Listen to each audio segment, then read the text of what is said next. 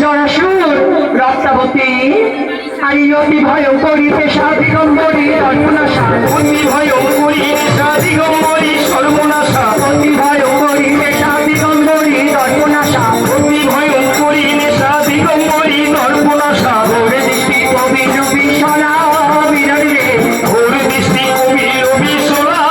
বিহারী দ্বাদশকণ্ঠ বাহু তুলে না ধরে শীতলা বলে আকাশকণ্ঠ বাহু তুলে না জোরে শীতলা বলে দ্বাদশকণ্ঠ বাহু তুলে না ধরে শীতলা বলে আকাশকণ্ঠ বাহু তুলে না জোরে শীতলা বলে রক্তাবতী করে শঙ্খনাথ বিরাট রে রক্তাবতী করে শঙ্খনাথ বিহারী সন্মুখে নাচিতে নর নয় চক্ষু ছয় কর সম্মুখে নাচিতে ধরে নয় চক্ষু ছয় জন সন্মুখে নাচিতে নর নয় চক্ষু ছয় কর সম্মুখে নাচিতে ধরে নয় চক্ষু ছয় জন রক্তাবতী করে শঙ্খনাথ বিরাট রে রক্তাবতী করে শঙ্খনাথ বিহারী জাগো জাগো হে জাগো জাগো রে জাগো জাগো হে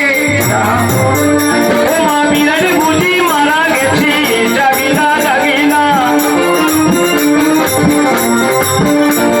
বিরাট বুদ্ধি মারা গেছে জাগে না জাগে না জয় মা জয় মা জয় মা দয়াময়ী মা পুত্র জরাসুর কন্যা রক্তাবতী বিরাটের নিদ্রা করতে পারলে না ভঙ্গ এই মুহূর্তে রূপপুর পাঠনে অপেক্ষা করো বিরাটের আগে যদি করে আমার পূজা তোমাদের দুই ভাই বোনের জন্য নিয়ে যাবো নির্মাল্য প্রসাদ তবে এই মুহূর্তে আমরা হাই বোন মিলে চলে গেলাম সেই রংপুর পাঠ। তাই করো বাবা না না